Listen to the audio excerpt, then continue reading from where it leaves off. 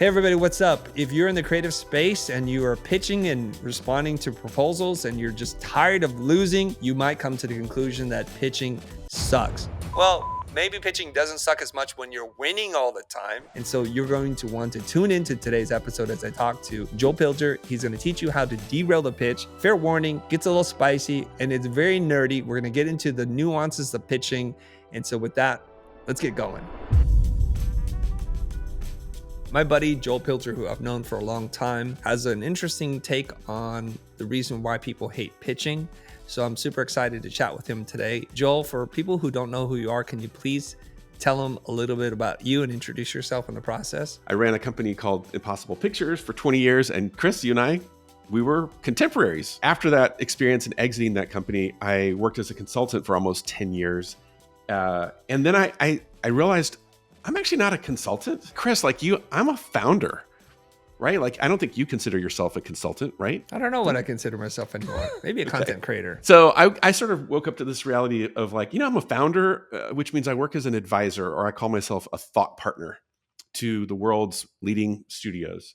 And a few months ago, I launched a new community called Forum, where the best studios and production companies, the founders of those companies, are coming together, growing together, learning together. Really, my role in the world is I come alongside business owners and help them run a really strong creative business. And I think you work with a very specific type of business owner, right? Yeah, these are content creation companies. So think of motion design, animation, sound and music, experiential, live action production companies. They're all content creators in that space. What's your take on this whole pitching thing? Well, my take on pitching, and I'm going to ask you a few questions because you've lived this same life, right? A lot of creatives have this thing they say called, I hate pitching. And my thesis is you don't hate pitching, you hate losing. And the reason I can say that without being a jerk is I've lived this life where when I go back, we're talking 20 more years, and I started jumping into competitive pitches. Okay, so this is my company against another shop, or even maybe I'm pitching against myself. I learned that I thought pitching and winning projects and jobs and stuff was about one thing, and it turned out to be about something else. Through my career, as I started to realize there are these myths, these beliefs that were holding me back. And I embraced this new point of view about what it takes to win pitches. I started winning and it made a huge impact in my business. And so I've been gathering this knowledge over the years and starting to share it more and more. So that's really my thesis. My thesis is I think creatives have pitching all wrong. And if we can get it right, we're going to win a lot more or lose a lot less. And, we can unpack that, obviously. Before we get into your philosophy on how to do this and what changed, let's just talk about pitching first. What is it? Let's define what pitching is. Let's get into this belief that pitching is not good for the creative industry. So what is pitching? So pitching is when a client invites you, they say, hey, we have this project. We would love for you to show us your ideas, meaning pitch us, present to us your ideas. And presumably they will tell you, if we like them, we'll award you the job. So that in its simplest sense is what pitching is. Now, there's a creative dimension to pitching, meaning what's the stuff you're showing them? What's your creative work, your creative product? But then there's this other thing that I call the business side of pitching. And that is, how do you have this conversation, and how do you the logistics of it, and the planning and the preparation, and how you walk through that process. And that's a whole different aspect of pitching that will become very important as we unpack this. For our audience who may not know, Joe and I are very similar in age. It's without revealing our individual ages, where we came up around the same time, I think. I started my company in 1995, kind of at the first generation of desktop motion design. And there was a period in time in which people would just get on the phone with you and we would have a conversation about what it is that they want. You would submit a bid, or I guess it'd be a bid. And that basically had numbers on it. And that was kind of enough to get the job. And then very quickly thereafter, they wanted you to write a treatment. And so this was words on a page. and this is your general approach. Now, there's a lot of maneuverability in a treatment because we're not designing anything per se, and that quickly evolved into, well, we can't interpret the treatment. We want to see your design. And this is when we went into what I would say we crossed over the valley of we're just talking, as we all do, and now we're doing work for free. And it's called doing spec work. So we're speculating that our ideas are good enough that the client will give us a job. And in those early days, still, even when you did spec work, it was mostly just a single bid option. So they were saying, we want to work with you, but before we can work with you, can you tell us a little bit about what you're thinking, your vision, so that we know what we're buying? Because there's lots of money exchanging hands here. Even in those days, my early days, we're talking anywhere on the low end between $50,000 to $200,000. And I got numb to that number really quickly because I'm like, 200 grand, whatever, guys, come on. But that's almost $250,000 that exchanging hands without any kind of confirmation is if you're the right partner or not. And you would get work mostly because they saw enough on your demo reel, which is an animated, edited version of your work. And it starts to devolve pretty quickly, but we're talking about in the span of about 5 years. So I went from getting on the phone call, bagging at a $60,000, $70,000 job, just not even know what I was doing, just winging it, Yep. to, you know what, we're doing full blown storyboards. And at some point, even on occasion, motion tests, Sure. which we are literally spending tens of thousands of dollars to produce in the hopes that we can get this work. So it's not all good. Let's just put that out there. It's not all Right. good. All right. So there is an evil to pitching, which is to ask people to do work for free because you can't make a decision. And I think there's something we need to talk about there before we get into the solution. Joel, what is your history with pitching? My history was this evolution from what I'm going to call low ticket pitching to high ticket pitching. And in low ticket, like let's call it maybe $50,000 or $100,000 and below. It's like you described in the good old days. Hey, can you show us a few ideas? We see the idea, we go, oh, that's really cool. Let's get started. When you go into high ticket pitching, 100,000 up to, a million or so dollars, the game radically changes. And what I realized was I was taking the practices, principles that won jobs for me in low ticket pitching. And as I went into high ticket pitching, I just started losing. And I would double down and do more creative, a bigger treatment, more storyboard frames, the motion test. And then I would still lose.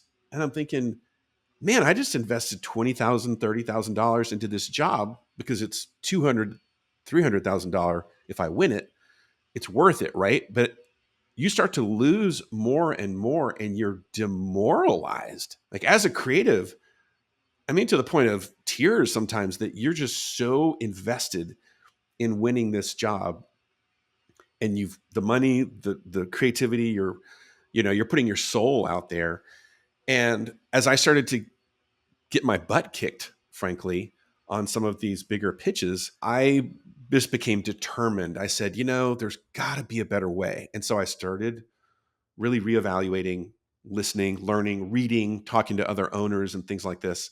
And this is where I started to develop sort of a new approach to pitching. But we should definitely talk about like the ethical or moral dimension of pitching, because that's where a lot of people get hung up. I don't know what your experience is like, but when I first was coming up, when we were bidding on jobs, we worked on parts of the commercial and not the whole commercial. We would do the end tags, or we would do what the industry refers to as supers, which are titles that are superimposed on top of picture. We would add animated elements. So we worked with directors, live action directors. I noticed a stark difference between how live action directors work and how motion designer or motion directors work. Most of the directors I've worked with, let's say a couple dozen, they wrote a treatment, literally something that somebody wrote probably for them, a ghostwriter, and they submitted that and they talked them through their idea, the kind of camera angles that they might use, a filming technique, and they would either get the job or they wouldn't. And when the motion design industry, which is newer than the live action industry, came up, they modeled the way of working, the way they worked with directors, and they realized, hey, we don't understand what you're saying, mostly because we weren't equipped to describe things in a visual way with words. It quickly devolved into, we need to see everything, and they realized that they can ask lots of designers and they would be more than happy to pitch. So I want to draw the distinction because directors usually work with high ticket projects. So it's a condition that was imposed on and accepted, but happily, I think, by many people in our industry. And I want to talk about that for a little bit, Joel. What do you think about that? Well, I'm going to say this, that we don't necessarily have to play by those rules. Now, what you're describing is probably more true in advertising, where you have a brand that hires an agency, that hires a production company, that then courts directors. And directors are asked to create treatments. That ecosystem is well established and well defined. It's tough. Because I would say to someone that if you don't like that system, I just wouldn't play in it, frankly, because the world that we're talking about is really the world of, if you're a small studio, a small production company, maybe a one person, maybe even a freelancer outside of that ecosystem, because trying to change that ecosystem, I think, is going to break you. Now, if you're willing to play that game, more power to you.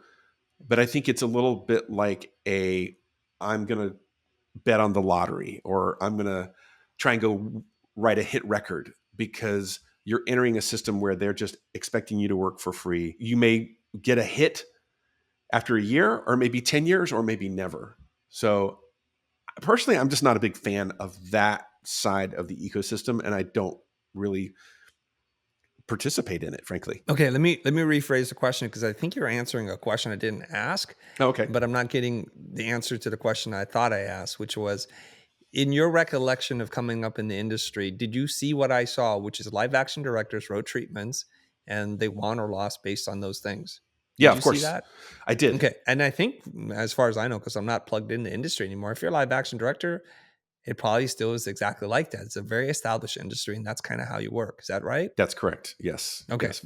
Now, my perspective on this is as a director of motion design and live action, or the compositing of the two. I thought it was okay for me to write a treatment because it didn't take me that long to write a treatment. I read the script, I thought about some ideas, I wrote it. It didn't cost me tens of thousands of dollars to produce. I was okay with that. It was when it went into, let's do treatments and boards and animatics, and it's costing me a lot of money to go after this job, that I started having a problem with this, especially if it's unpaid.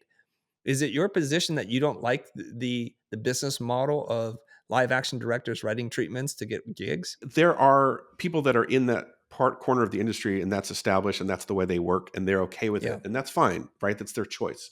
No one's forcing anybody to do anything, right? There's no threat right. of violence if you don't submit your treatment. So people that want to play that game, that's fine. I would get an RFP, okay, which is a request for proposal, an RFQ, a tender is what the Brits call it, which is some sort of an invitation to, hey, do all of this free work, or we'll pay you some pittance of a pitch fee. And if we like your stuff, we'll award you the job, or we won't, and we'll award it to your competitor. That's the game that I more discovered, hey, there's a much better way to navigate this than what most of us think is the way to navigate that. You're not a fan of the pitch process for live action directors writing treatments. What is your bone of contention with that? Like, how do you propose, before we get into our specific industry, Mhm. what is your proposal of a fair alternative to them writing a treatment? I don't. It's funny. I was actually at an event here in New York about a month ago where RGA hosted this really cool event, and like how to bring in more diverse directors into advertising. But I saw that same ecosystem on display, and there were all these amazing up and coming directors in the audience saying, "Hey, how do I break into this world?" And it was exactly what you and I. It was like, well, submit your treatments and do all this free work, do spec work, go create a spec commercial at your own expense. My alternative to that is don't play in that world. I think as a director, there are so many other opportunities out there for you. I would just say go play in a different area of the industry. So is your bone of contention, Joel? Between you and me, what is the problem with writing a treatment? There's nothing really wrong with writing a treatment. It's this, that if you are, say, a live action director, and you're creating treatments, and you're doing free work, and you're doing free work, and you're doing free work, at some point, if you're complaining about, I'm doing all this free work and not getting paid for it, at some point you have to take radical responsibility and say, maybe I'm the problem. Like, I'm the one who keeps saying yes to doing free work. Why am I doing that? Right, but from the buyer of creative work, is it not egalitarian to say like the best take on this wins? We've seen your portfolios. We've selected 3 of the best directors to take on this assignment in order for us to decide and recommend you to our client without it blowing up in our face, which is problematic. From that point of view, what is the alternative to that? Just to talk to people and look at their reel and say you're good to go? It's a great question, because I'll Yeah, agree with you. It's totally egalitarian, and it's like in a free market, that's yeah, totally fine. If you are a buyer and you're saying, I need to look at 3 treatments, 3 directors, or whatever the number is, what I've discovered is often on its surface, that seems like what's happening, but in reality, there's always a favorite. And if you keep losing, it's because you're the dreaded third bid. And what they'll never tell you, oh, jump into this pitch. By the way, you're the dreaded third bid. Good luck. So this is where often we have to take responsibility and say, if I keep losing, maybe there's more to this system than just may the best man or best woman win. And that's the issue I have, is a lot of times you okay. get invited into something and you're never going to win. No matter how cool your idea is, period, you are not going to win. So why would you, like, Chris, if you got invited to a pitch and somebody said, hey, do you want to jump into this pitch? By the way, you're not going to win. Are you going to jump in? No, but I'd ask them a question though. If I have no chance to win, what do you need from me then? And that way I don't get my hopes up and I don't put more resources against this than what is necessary. But I'm just talking about, and I've written probably 50 or so written treatments as pitches back when that was okay. I love doing that actually. There was no issue for me because I'd sit down for a couple hours, I'd write, I'd think about the assignment. I thought it was a pretty fair exchange of like, you have something, I'm going to do something, and sometimes I'd win, sometimes I wouldn't. But what you're saying is your main issue is not everybody is showing you all their cards, that you're invited to pitch on something which you have zero 0% chance of getting. Zero. And if that's the case, why would you want to play that game? I can Yes. understand that. So people are deceptively asking for multiple bids because they're required from procurement, cost consultants, advisors, etc. They're legally bound in their contract to have 3 bids, but they already know who they want to work with, which I find is sometimes the case, but not always the case. So I got that part right, Joel? Yes, you got it. Okay, so in a fair world, there's not that much else that we can do because we cannot think of an alternative. Because when you're spending literally hundreds of thousands to millions of dollars, I think you need to have some level of assurance that this is the right partner. What are we to do now? Let's move into the motion design industry now, where now this is where I have a problem, which is okay, now you want me to do all this work. You want me to do storyboards. You want me to develop multiple ideas. And this is on the cheap side going to cost me $5,000 of labor.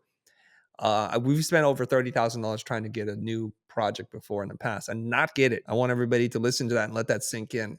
We literally spent, I guess you can buy a pretty nice Honda or a entry level BMW for that kind of money and not get the project. It's a brutal world. Okay, and so I started to hate this project. So I started to hate this process, Joel. I said, freaking pitching sucks. This is stupid. And I think I'm there with you on your hypothesis, which is it's not that I don't like pitching, which I sort of don't, but I hate even more the fact that I pitch and don't win. So I hate losing because if you're going to do something, the whole point of doing it is to win. I've got you beat, because I once invested $50,000 in a pitch that lost. And guess what? It actually was never even really a project. And once I discovered that, I realized, holy cow, I just got snookered. It's not even really a project. And I just burned $50,000. I'm going to mention a few beliefs or myths that maybe we're falling prey to. So, one is a myth that I would call the best creative wins. Another myth is that pitching is unnecessary. Another myth is pitching for free, or just pitching in general, is immoral or unethical. And then I'm going to also say the myth of, well, if we pitch, aren't we condoning an abusive system? Those are some of the things that we as creatives bring to this process as the stakes get higher. Because as you said, if I'm awarding you a $500,000 job, like, I need to know that I have found my perfect ideal partner vendor. But we bring all this like, yeah, but this like creative pitching is unnecessary and it's immoral and all these other things. We bring all that. And I think all of those are myths. So first of all, let me share a quote. Can I share my screen? You can share your screen, but I'm going to say this is going to be a spicy conversation. I'm not sure I agree with you, but let's go. Okay, let's do it. This is a direct quote from somebody at Apple who was telling a studio, our creatives always have a favorite. The other two are just Hail Marys. If you're a studio or production company that jumps into pitches, when you hear something like that, your head flies off because you're thinking, what? Like, how can that be? That is such a rigged system. And I would say, yeah. But, it's a free market and Apple gets to do what they want to do. Now, I don't know about you, Chris, but when you hear a quote like that, how do you feel if you're the studio jumping into a pitch? I don't have the same reaction as your other people. My head's not blowing off because I think that's probably what happens. They found somebody they liked and they need to consider other options. And there's a possibility that you can win it. And I just think that's just part of it. Sometimes you're the favorite and sometimes you're not. Right. Okay. It's good when you're the favorite. You're a mature, like you ran blind for so many years, right? You got to the place where you're like, yeah, I get it. I know that's part of the game. I think the answer to this whole idea of like pitching is unnecessary, right? Because a lot of times I'll hear a studio say, well, they can look at our work and see that we're qualified and we have the expertise. And I'll just say this, I think that although I understand that because I was in that place of like, just look at our work. You can tell we're qualified to do your project. Once you move through your career and you start to get into high ticket pitching, you realize that's a bit of a naive point of view because some problems are so nuanced and intricate or specific that buyer cannot with confidence just look at what you did because they're going to ask you, well, yeah, I know you did all that great stuff for that brand and that brand and that brand, but how do I know you haven't failed just as many times, but you didn't put that on your website? I think there are legitimate reasons. And if you talk to major buyers, like I have a friend at FX that does a lot of pitches, solicits a lot of pitches and RFPs. And he would say, he comes from the studio side in his background. And he says, Joel, there are really legitimate reasons that we ask studios to pitch. It's actually how we get our best work out of them, out of ourselves. And the process is, I know it's painful for people that don't win, but it does produce the best results. And I thought, okay, that's a good perspective to hear. So we're going to try and take one of these quote unquote myths on at a time. That a lot of people believe pitching is unnecessary because they should be able to look at your body of work and make a decision. What we do is we try to challenge this thinking by saying in what industry where that's true, where you can look at somebody's body of work and you can hire them.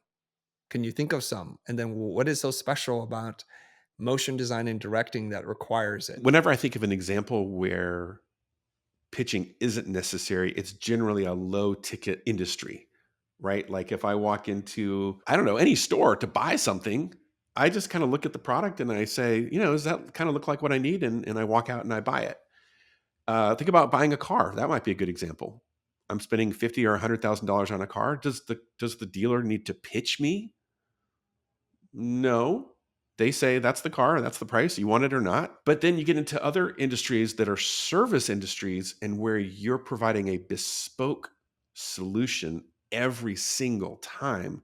You start getting into things like if you're a surgeon, maybe, and if your child needs, God forbid, brain surgery, you're going to go through a really rigorous process to vet and find the best brain surgeon. Now, is that brain surgeon going to pitch you? Probably not.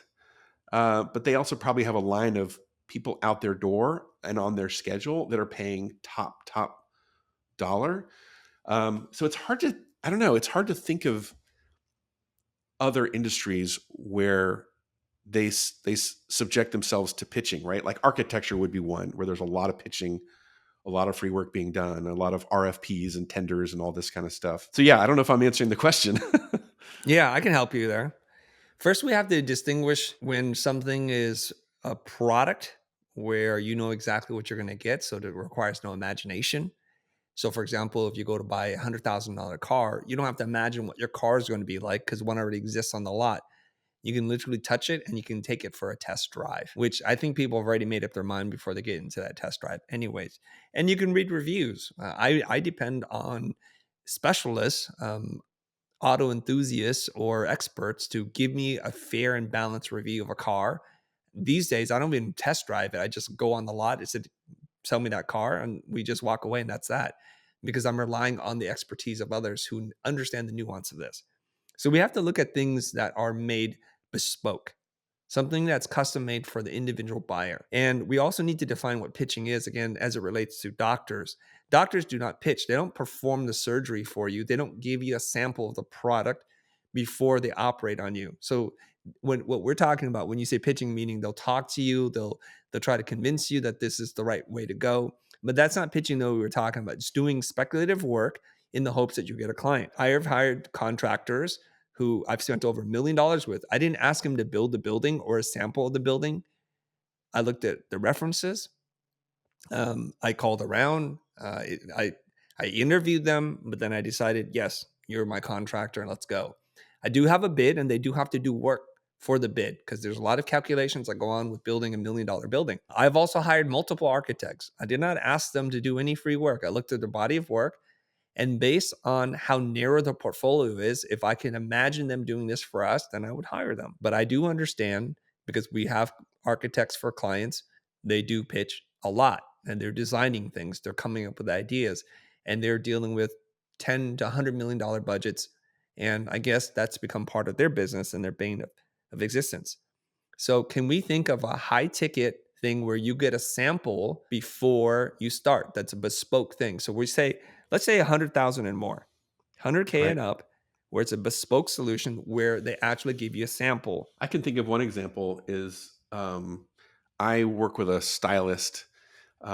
She's an Italian lady, and she designs garments, clothing for major brands in Europe. In that business, if you are a fashion designer, you go to a major brand.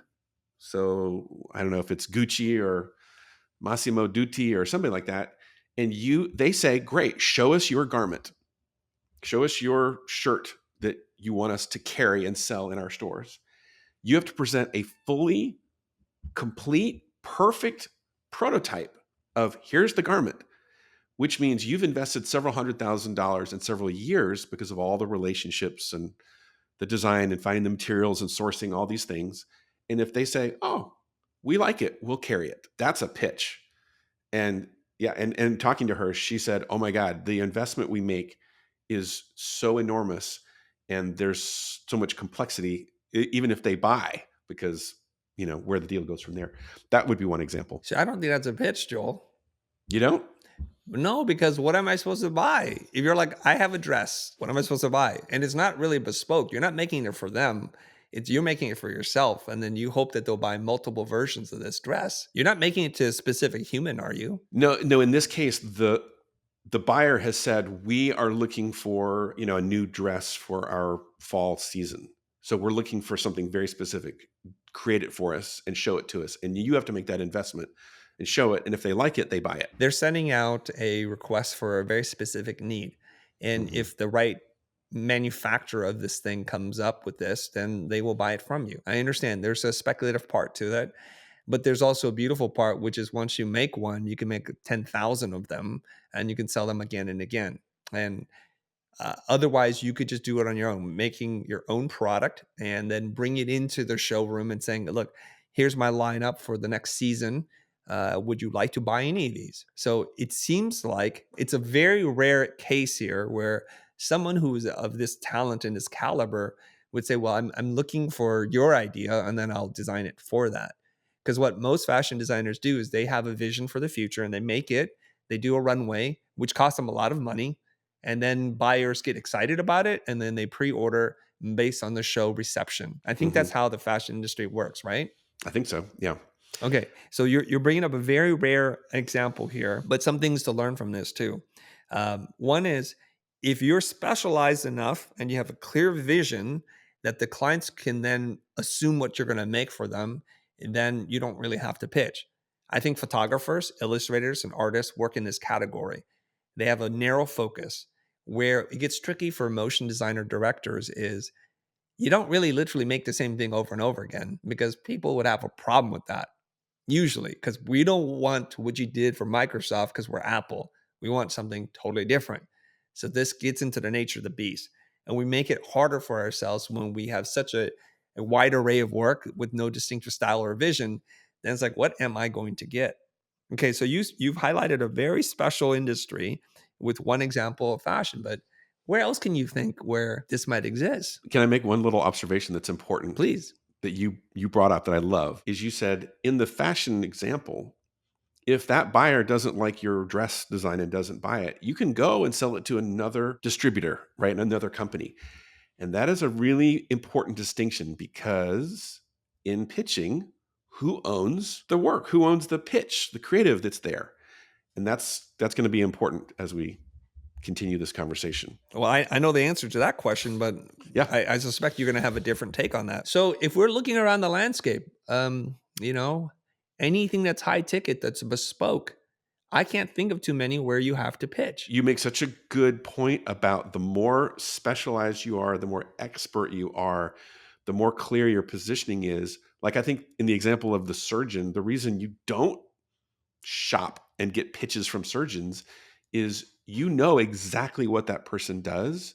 And you know, before you even call the person, this person is very likely my solution. And you almost feel privileged when they take your call and they do the discovery with you. You're like, oh my God, I'm so glad I'm talking to the expert. The more critical the solution is, the more likely you're going to shop for the most specialized person. So if you have a bad eye, and we don't want to mess around with eyes, we only have two of them and we need both. You're not going to go for the bargain discount one. You're not going to go for the general physician. You're going to go for the world renowned eye doctor. I think Yeah. that's an ophthalmologist, right?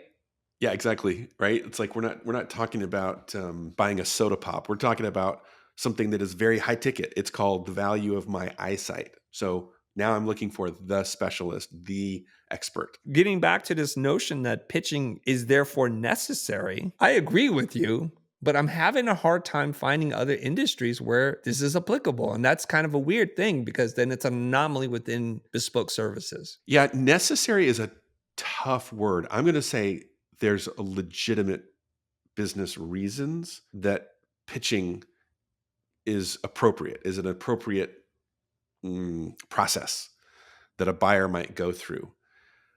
But I guess the other thing I might add to the peculiarity of our industry is there is short time frames and there is an insatiable appetite for novelty as well. So you're not only creating something bespoke, but you're creating something that has almost no shelf life. So we're not creating a building that's going to be around for 20 years. We're creating something that's going to be on air or online for, in a few weeks and run for a few weeks, and then it's gone, poof. And we need to get the maximum number of eyeballs or conversions or what have you off of this thing in that short period of time. And also, let's talk about this. The buyer is looking for a return on their investment. So they may be paying, if they award you the job for $100,000, they're looking for a million or 10 million in sort of a return or a result. So for them, the stakes are also really high.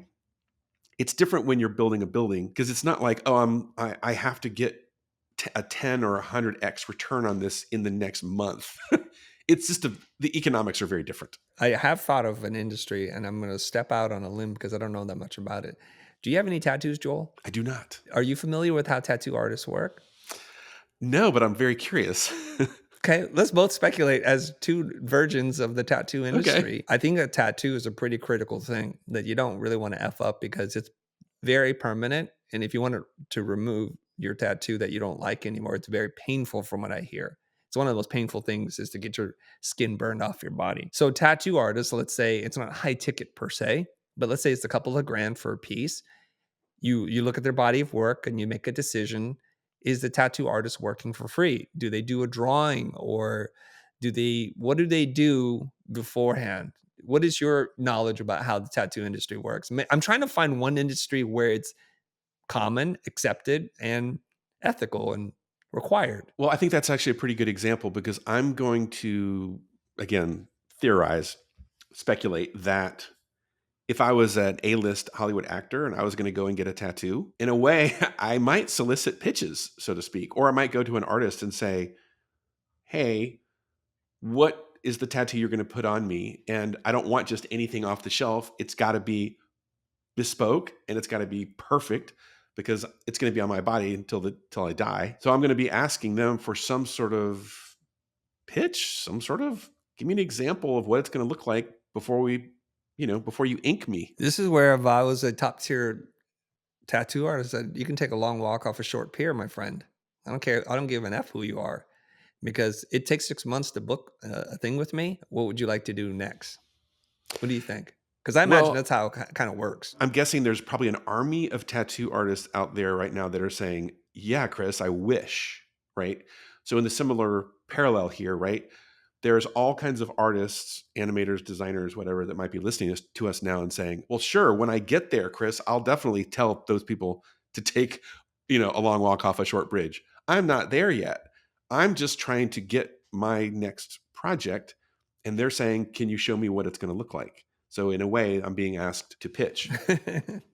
Yeah, this is going to expose both of our lack of knowledge of how tattoo artists work. Yeah. But I will tell you this. I do know a few, and I know friends who work with tattoo artists, and there are some in our community that many of them that are good have a really long wait list. Some can be over a year long, and that's not an anomaly. Like when you're on the come up and you've developed your name, you have a distinctive style. People want that from you. Again, this gets into specialization. You have a long kind of body of work that shows you can do these things. And there's a creative process. Most tattoos are not off the shelf, I think, unless you're getting like a flash tattoo where you pick it out of the book because you're drunk with your friends. But if you want a really nice piece that's thousands of dollars, I think they're almost always custom. So tattoo artists that are listening to this, all four of you, let us know in the comments Right. if we got this right or wrong, or where the truth is, because I'd love to learn. I'm not here to prove that I'm right or Joel wrong or whatever, but we just want to know. Okay, put that out there. Now, I want to get back to this thing about ROI on ads. I can't remember what podcast I heard this on. It could be one with the two Bobs, or maybe it was my conversation with Alan Dibb, when they talk about brand marketing versus direct, what is it? Client direct marketing, which is based on conversion. So when we run an ad, we're often challenged when people say, well, what's the ROI on that? Or what's the ROI on brand design? They're like, well, tell me what the ROI on an ad is. And you can't. There's no such thing. It's immeasurable. Because what are you going to do? Like, you're going to see a commercial, and then 3 weeks later, you're going to read an article or a magazine, and then you're going to go to the dealership and then talk to them. And then eventually 3 months later, 6 months later, you buy the car. How could they even track that? It's kind of impossible, Joel. When ad agencies are buying commercials, are they really buying ROI? I would say an ad agency, not really, because Okay. I will agree with you. A lot of these things Yeah. are immeasurable. There's performance marketing, I think is the term you were looking for Yes. Yes. earlier. Yeah. And in performance marketing, yes, we can measure and there's definite ROIs. But what I Yeah. would say is, in my opinion, regardless of whether the ROI is tangible or intangible, um, it's often called emotional contributions. That, for example, a CMO or a CEO might engage a studio to create a brand new brand for their product that they're about to announce. Is the design of that brand, can they tie an ROI to it? Like, if the brand is beautiful, we're going to get millions of dollars. If it's not very beautiful, we're only going to get a few $100,000 back. No. However, they have an emotional investment called, if I do this, this will forward my career. This will make our company look famous. We'll get more press. Like, there's all these intangible things that are a form of a return on investment, even though there's not a number, right? It's a subjective return on investment as opposed to an objective one, perhaps. It's probably just more of a feeling than anything else. Mm-hmm. Yeah. When Apple launches their conference and they kick it off and they cue to the video that plays, we don't even know. I'll give you an example. So I used to do big pitches for network rebrands, okay, for like Discovery Networks and Nat Geos and these types of people. I would often go to them and say, hey, we are really good at getting ratings, because in that industry, ratings is where the money is. And you know what's interesting, Chris, is I had a lot of people at TV networks that would say, ooh, yeah, I like that. But they actually were awarding the decision based on how cool our creative was, because it was going to be on their reel and help them get their next job. So they would pay lip service to this thing called ratings, ROI, whatever. But the truth was they were making a very emotional decision called, I just think the creative is cool. Well, it's like even then, when we say like you do a network rebrand, do the ratings really move? Right. Isn't it the program itself? I mean, if you think about it, and they're making a decision based on nothing but gut. Because how do you know what you're going to roll out in 3, 6 months is actually going to move the needle? We put that more on marketing campaigns where you're promoting a specific show. And that's usually a 360 campaign. They're doing billboards, they're doing interactive ads, they're doing print, radio, television, everything in between. And they're trying to get more eyeballs to it. And there's a buzz factor to it. And there's lots of little things that they're doing, press releases, digital press kits, those kinds of things. So you're playing one part in a multi part problem, right? Well, sure. Because I remember once a CEO of a network asked me, Joel, if we do this rebrand, how many more viewers? Like, what's my ROI? And now I know the better answer. The better answer is you are going to be able to attract more programmers and get more content because you are going to be, in a sense, the sexy, channel on the block. Because if I'm a content developer and I want my show to be on Discovery, not the network I've never heard of. So these networks are always competing against each other for content. So there's other ways that they get a return on that investment that's not just their core business. Well, let's talk about that a little bit further. We're going down many rabbit holes here, Joel. Yeah, there's a lot of rabbit holes. Yeah, and I will open the show with the nerdy disclaimers, so don't worry. Okay, thank you. You may have a client, and I may offend somebody, but I think the HBO Max logo sucks, dog. Okay, and I think it was done by Trollback, and they do a lot of really good work, but I think it's ugly as hell. And I think they tweaked it a little bit, and it's still ugly. It's just less ugly than it used to be. But I'm still subscribing to HBO Max. I don't really care how good their promos are. I'm still subscribing because at the end of the day, they got Game of Thrones and they have other shows that I really love. And it's really at the end of the day, the content and the packaging matters a little bit, but it's not going to move me. So Joe Schmo brand that comes out with a fresh rebrand that I don't know anything about and their content isn't good, I don't really care, Joel. If I'm being honest with you, and I'm saying this from a designer's point of view. Yeah, and I'm not gonna take issue with that opinion. I think the big miss, of course, is the word HBO being taken out, right? And that whole debate. That I think is in a way an indicative of an era gone by, where 20 or 30 years ago, the HBO name and brand and logo was so important because it was a destination. Nowadays, I just open up Roku and say, I want to watch Game of Thrones, and I don't give a crap what network it comes from. I don't even know. I just want my show. And so now the brand of the show becomes important. And this is where I might be pitching on, oh, help me create the next brand or identity for Game of Thrones season 9, right? Because that's the valuable place I need to invest. I think in those instances, it's because they're trying to announce something, that there's a business strategy at play. And so they're communicating to their customers and their shareholders that something different is happening. It's not really the aesthetic part that really concerns them as much as you might think. Yeah, it's the news. It's the It's novelty. the news. Something's going on. There's a merger. There's a combination of services. There's a splitting off of businesses, things like that. Myth number 2 says pitching is unnecessary. So therefore, the truth must be pitching is necessary, but you're like, that's not what I'm saying. So how is pitching unnecessary then? I'm just going to say that there's legitimate business reasons. If you talk to major buyers who solicit pitches, they will make a really compelling case. And I just encourage everyone to don't just believe something because somebody said it. Pitching is just unnecessary. Like if you talk to people whose careers and lives are on the line and they tell you, here's why I need to have 3 different pitches from 3 different creative agencies, you might develop a new level of empathy of like, whoa, those are big stakes. There's a lot of risk if you pick the wrong partner, right? If the project doesn't go well, like there's just a lot in play there. So let's not be naive. Why is the best creative wins a myth? It kind of gets back to the Apple quote that we shared earlier, that very often, I would say more often than not, in high ticket pitching, when a buyer is going out and saying, hey, studio A, B, and C, would you like, please come into this pitch? They already have a favorite. It's usually the incumbent, or it's the industry darling, it's the hotter than July shop, whatever it is. And then they say, should we also invite blind? And there's this conversation happens internally called, I don't know, like, yeah, let's see what they got. That is code for they're not going to win, but I'm kind of curious. I've even heard this happen. Like just last week in my community, there was somebody telling a story of went through the pitch, they presented the beautiful creative, and their creative, they were not awarded the job, but their creative was given to the preferred vendor, and they said, "Hey, can you go make this spot?" And that vendor said, "Sure." And they went and produced the commercial of the other company's creative. Now, I think Chris, you and I, as free market, right, advocates, we would say, although that does suck, that's their prerogative. Like they're not breaking the law, right? But it's a great example of the best creative was produced by somebody else because they were the favorite vendor that they trusted.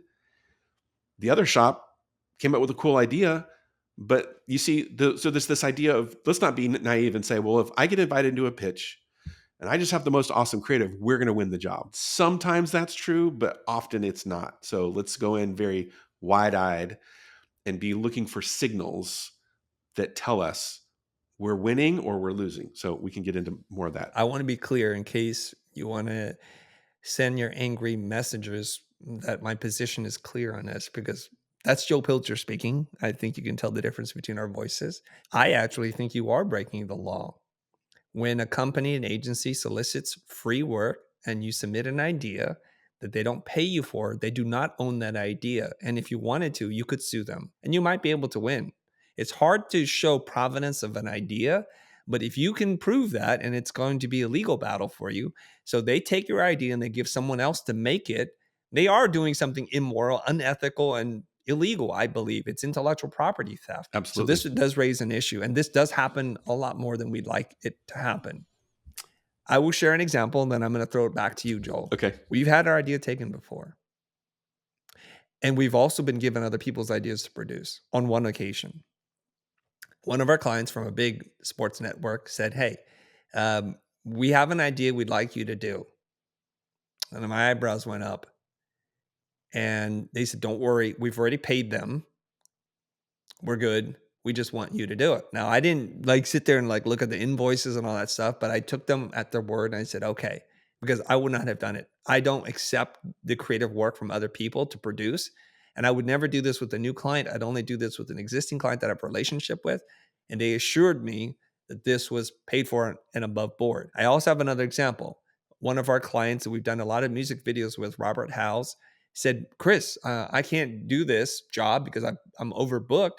And the band said, "Can we just pay you for the idea?" And he's like, "I love it. I love being paid for my ideas. Super. And I don't have to make it. Awesome." So those are my examples. What is your individual experience with this? I love the point you're making because this is one of my like big contentions in my whole derail the pitch philosophy, if you will, or method. I'll give the example of there's a studio owner, is a good friend of mine, runs a killer big studio in New York, here in Manhattan. And he says paid pitches are shit. And I'm like, okay, wow, that's a bold position. Why do you say that? And his contention is you should gladly pitch for free because guess what? You own your idea.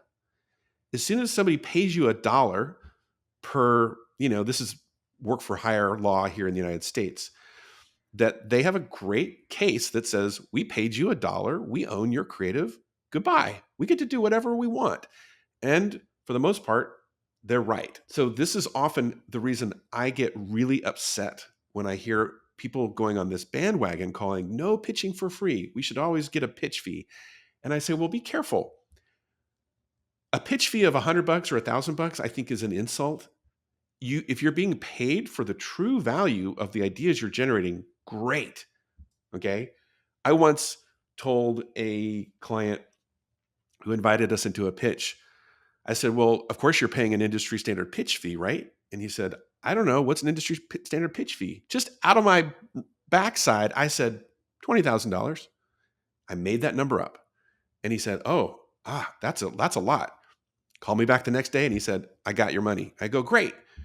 Guess what? We developed the creative, we pitched, and they said, we love your idea. Here's your $20,000.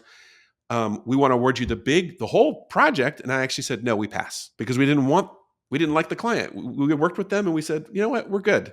We're done.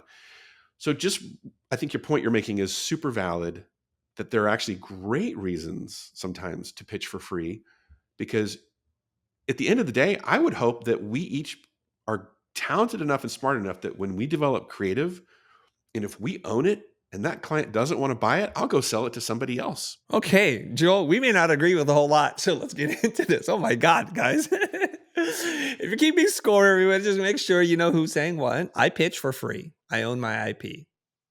The likelihood that I can sell a bespoke solution, a suit that fits one of one to someone else, is almost nil. I've never been able to do it. I've never even thought to do it. It just doesn't work, generally speaking, unless you do generic solutions, okay? And if you come up with an idea that you really like, the expression of it can be reused even if you sold that. It doesn't matter, because the individual expression no one can own. But that specific look and feel, you can say, well, we came up with that. The reason why creatives don't sue their potential clients is because A, it's a long litigious process. It's hard to prove. Most of us don't have the kind of money to be pouring into a lawsuit. And C, the real reason I think is your reputation in town is going to be you're a contentious legal sue happy company. No one's going to touch you with a 10-foot fork. Now, even if you're on the right side of the law, it becomes really difficult. So in the history of us doing motion design for 20 plus years, I've not heard of a single vendor who sued their client for stealing their idea. All we hear is they gripe about it because it's just not worth the mental legal headache. If a client, and we've been paid $20,000, $30,000 before for our ideas, we're happy to do it. And I'll tell you why. It's because when it costs nothing for a client to solicit creative work for free, there's no limitations to how many people they'll ask. But as soon as you start to put a budget together, which is finite now because they can't solicit, or they probably most likely will not solicit 10 companies and pay them 20 grand each, because that's already $200,000. Hard to explain to the client proper, Coca-Cola, Pepsi, whatever, that we don't know who to pick. We have no ability to foresee the future. We have no procurement process. We just need you to spend $200,000 so we can find the right idea. Now, if it was a $50 million production budget, that would make sense, but most production budgets aren't that big. When we sell or are paid for the pitch, I feel pretty good. And I'll tell you why, because it's going to cost me 10, 15 grand to do it. So at least I'm at a wash, and if they use it, they use it, and they're going to use it anyways. I'd rather take the money. I'll give you an example. There was a company, I'll just mention it right now. I don't care anymore, you guys. G4 Network, you remember them? Oh, yeah. Okay. I worked for Some G4. unscrupulous characters. Okay. I would never work with anybody associated with that pitch ever. So here's what G4 did. They said, hey, we'd love for you to pitch on this. I'm like, I'm into gaming, man. I'm going to work on this. So we develop all these ideas. And somewhere throughout the process, like, well, there's a pitch fee. I'm like, fantastic. What is it? They're like $1,000. I said, no, thank you. We've already spent 20. If you want to pay me for our thinking, I'll be happy to accept it. They're like, Chris, we can't do this. I'm like, well, then we won't show up. What do you want us to do? And it became already contentious. So I'm already getting a bad feeling. If you wanted to pay us for the pitch, you need to mention that up front. You can't bring it up midway, midstream, which is very unethical. So there's a lot of unethical people attached to this. Okay. And then they said, well, okay, fine, just come and pitch and we won't pay you. I said, yeah, because these are my ideas. And I made sure that they knew these. These are my ideas. If you use them, you'll be doing something very unethical and probably not legal. They're like, okay, so we're already entering into the pitch, the presentation part, with a little funkiness. And I was feeling a little funky. So I go in, I present the ideas, and I said to them, we're going to leave these booklets behind, but we're going to take these big presentation boards with us. That's what you didn't pay us anything. And at the end of the meeting, they're like, are you going to leave the boards behind? I was like, no. I knew for sure we're not getting the gig because I was very adamant that this is not going to work. Okay, so for me, they cross all kinds of ethical boundaries. If that network never goes anywhere, that's their problem. But the people there who make these decisions, karma, the way it works. I'm curious, Joel, with your specific example, when they happily agreed to pay you your $20,000 and you made the decision that you don't want to work with them, Why would you continue working with them? Oh, no, I did not continue working with No, them. no. Why'd you accept the pitch fee and do the pitch? Oh, because I thought it would be fun. I said developing this creative could be cool, and I also wanted to see what it would be like to work with this client. So the client thinks they're trying me on for size, right? They think that I'm auditioning for them, but of course, what they later learned was I was auditioning them. And so we went through this process of developing this pitch.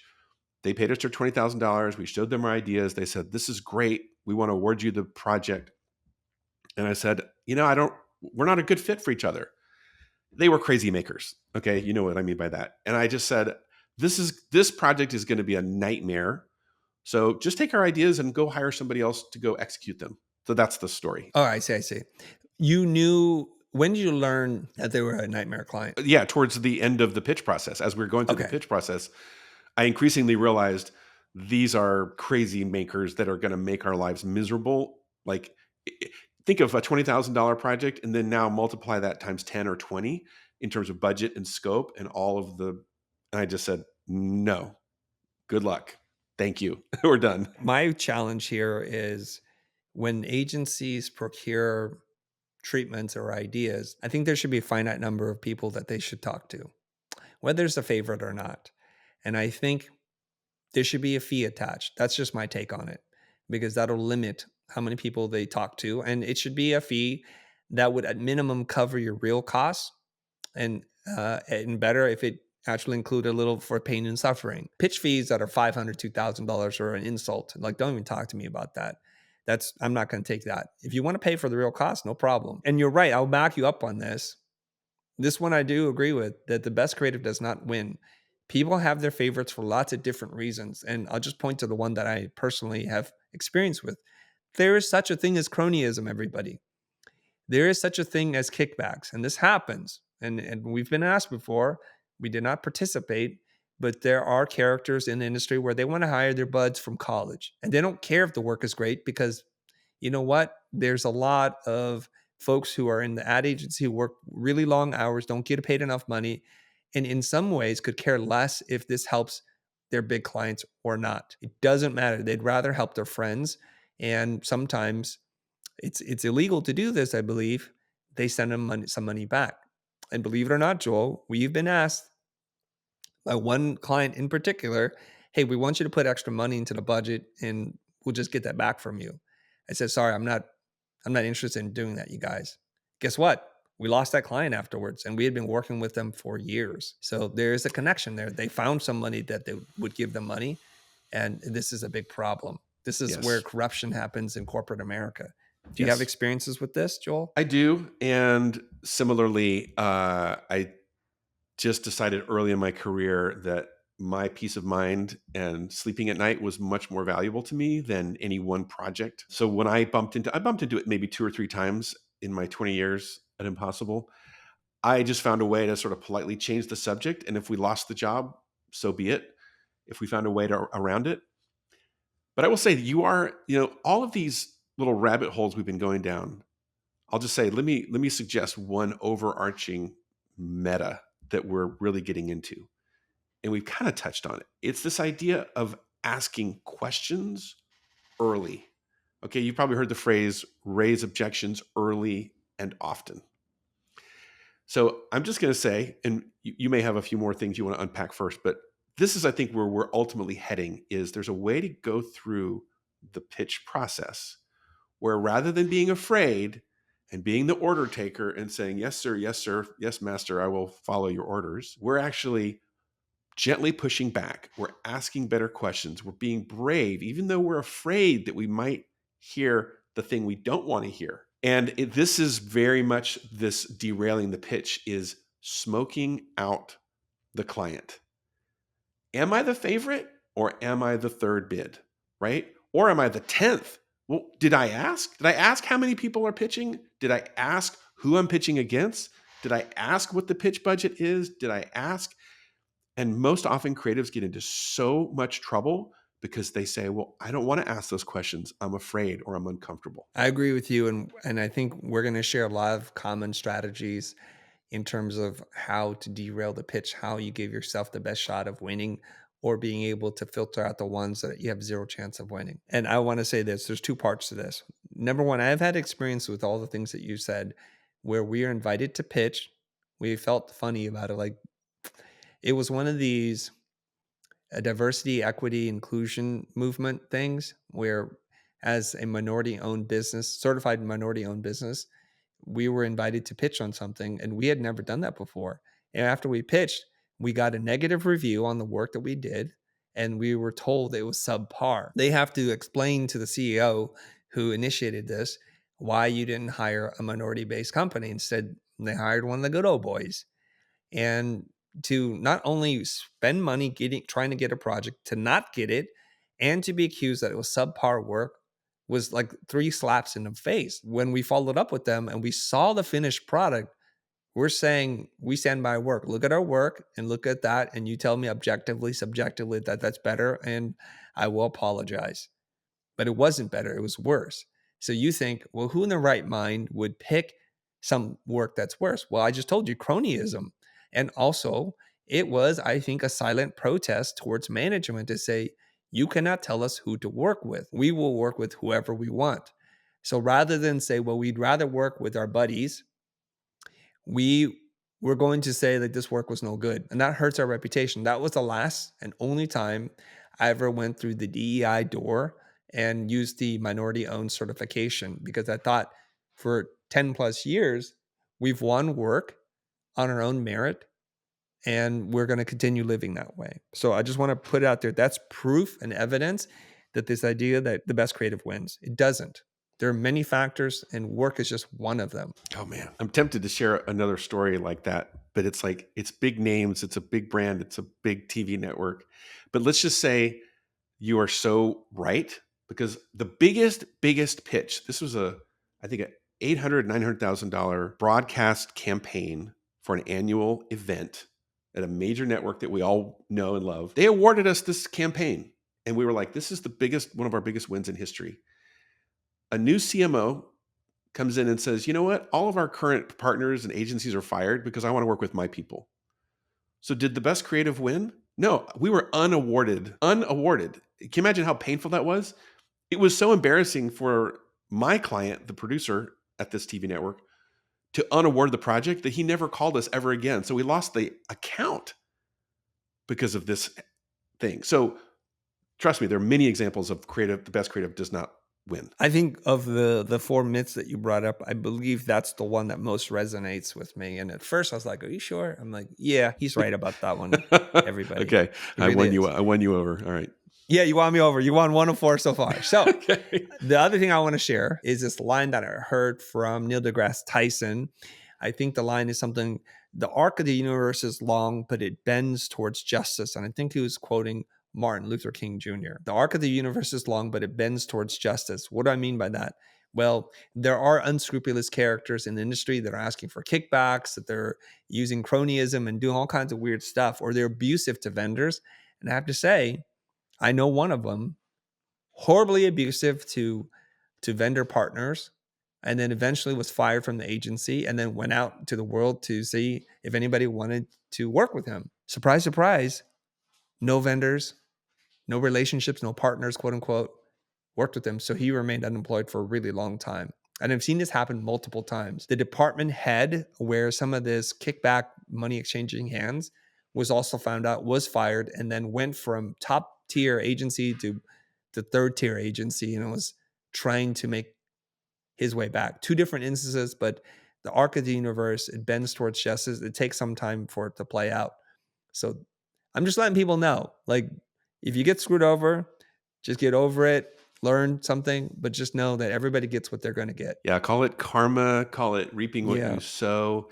And I want to back you up with this, Chris, that in my experience, I've been in this industry now a long time, 30 something years. Overall, as you go up and work at bigger brands, bigger clients, bigger studios, bigger production companies, the people are awesome. There really is this, like, good people are out there. So if you feel like you're in a situation where you're having to deal with a really bad apple like you described, I would just encourage you and say, it's not like that across the industry.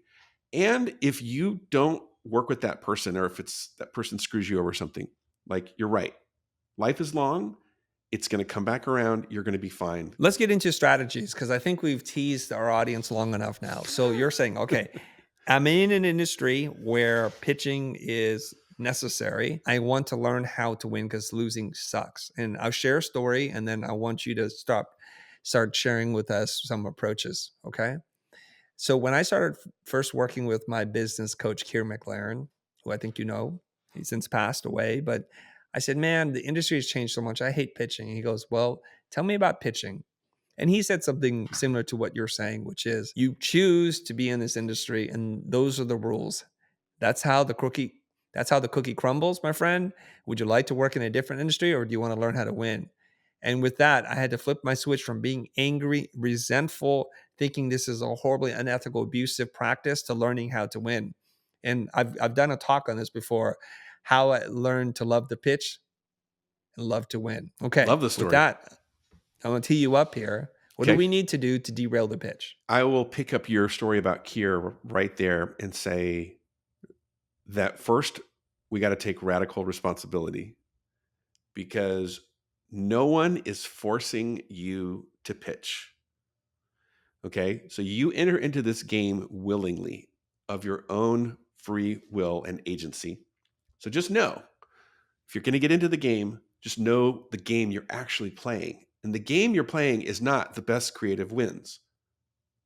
The creative has to be great, undoubtedly. My simple strategy or recommendation to everybody going into this process is, know that there's a way to go through the process that has nothing to do with the creative. That as you go through the process, you're going to be raising objections, perhaps gently resisting, because you're looking for signals. You're looking for affirmations that says, yes, Chris, you're the favorite. Yes, we'll go with you. Yes, we will give you this concession. Yes, we will play by your rules, because I want you to win. Now, the converse is the really hard thing for us to accept. And that is, when I raise objections, if they don't concede, what does that say? That is a red flag. And what I'm going to submit to everybody here is, as you go through the process, and this is everything from asking questions like, how many agencies are we pitching against? What's the pitch fee? When is the pitch presentation? Who are we pitching against? Right? What about the rights? And then the deeper questions of, like, what are the problems you're trying to actually solve? Why do you think we're the right fit? I could go on and on and on. I just want to say, at every turn, I call that the business side of the pitch, or the account side of the pitch. At every moment, you're going to get a signal, a response, or no response. And be honest that when you get a red flag, take note. Because in my experience, if you get 2 or 3 red flags, if you get 4 or 5, you're not going to win. You are heading towards a loss. Now, what does that mean? It means you have choice.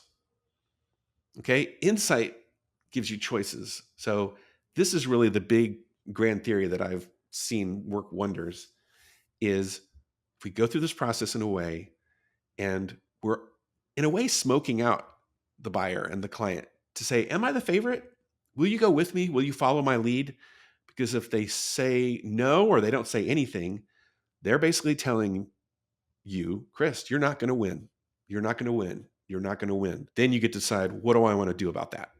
That's the essence of what it means to derail the pitch. I think one of the things that I read in Ron Baker's book, Implementing Value Pricing, is that people who sell bespoke creative services need to be more discriminating sellers.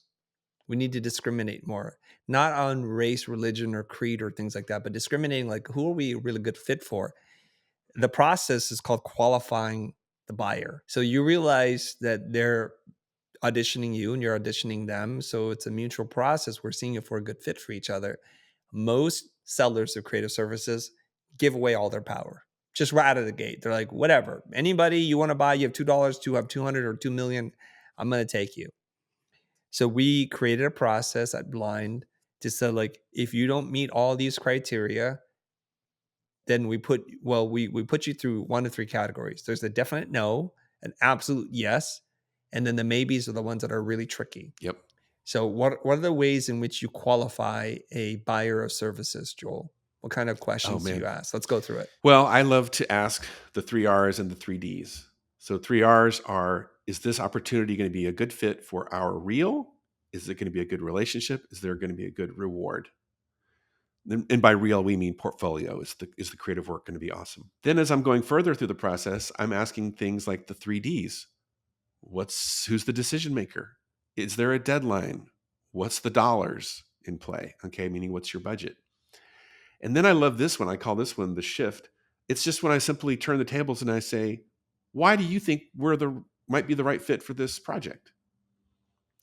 And now I'm putting the client in the job of having to sell me. What I'll tell you is you're always looking for responsiveness, because when someone says, I don't know, or I don't know, I Googled you, or whatever, those are horrible signals. Those are red flags. But when you say, why do you think we might be the right fit for this? And they say, because my friend Jimmy, who I trust, told me you are the best. And I looked you up and I saw that you won a gold Cannes Lion or whatever. That's a really good answer. Like, now I know why you called me. There's probably another 10 or 12 conditions that as I go through a pitch process, I'm asking the client and looking for signals to qualify whether or not I'm the favorite or if I'm the dreaded third bid. So it's those are some of the parameters. Hopefully that helps. Some that we use, and I don't remember all of them. We literally made a flow chart for our executive producer to look at and qualify Yes. every lead, because, okay, guys, let's just put it out there. Executive producers are salespeople, and they have happy ears. They listen and they hear whatever it is they want to hear, regardless of what is being said. So when they're like, you have a long shot. So to win this project, they hear, we have a shot. It's like, Yes. what? So we literally had to create this so that they could not escape it. And initially there was some resistance to this, but ultimately we embraced it, and we learned that if we remove all the non-winnable jobs, our win rate goes up dramatically. So we asked a basic question, right? Basic question is, how many people are pitching on this? How many pitches or bids will you ask for? They don't know what our number is, but if they tell us a number that's more than 5, we're out. We're just out, because it's like, you can't decide. We're not the right person for you. I love the happy ears point you made, because I will also say, if I tell a salesperson, oh, make sure one of the qualifying questions is, who are we pitching against? 9 times out of 10, the client will tell you, oh, I can't tell you who you're pitching against. Right. Right. And Right. then the salesperson says, what do I say then? I say, well, it's simple. You just tell them, well, that's unfortunate, because we have a policy. If we don't know who we're pitching against, we can't participate. So I look forward to hearing back from you. Have a nice day. Wow. Now this gets back to, Chris, what we talked about earlier, being the expert and being focused and being like, you're confident, because at that point, the buyer is in a really precarious situation, because if you are the favorite and you just walked, they're in trouble. They're like, oh my God, Blind was my pick. And they just said, if I don't reveal this information, that they're out. And I have to go with the second, or God forbid, my third bid. So I'm going to come back to you and say, okay, you're pitching against the mill and PSYOP. Okay, are you happy? What did I just do? I gave you a huge signal called a green light that says, I think Chris is now thinking, maybe I am the favorite, because they just conceded. So this is the process we go through. Is anytime we get a bad signal, we just take a note and we say, the bad signals are adding up.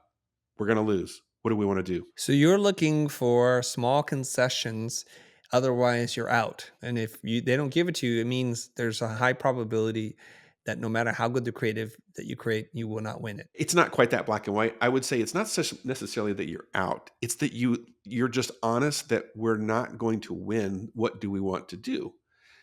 Because sometimes there's actually reasons to stay in a pitch that you know you're going to lose, because you might be What laying the reason is that? groundwork. I'm like, well, tell me more. Yeah. So I have to give credit to PJ at Laundry, who told me some thoughts about this. Sometimes you're laying the groundwork to win the next pitch, or to never pitch with this client again, but win their business through a direct award.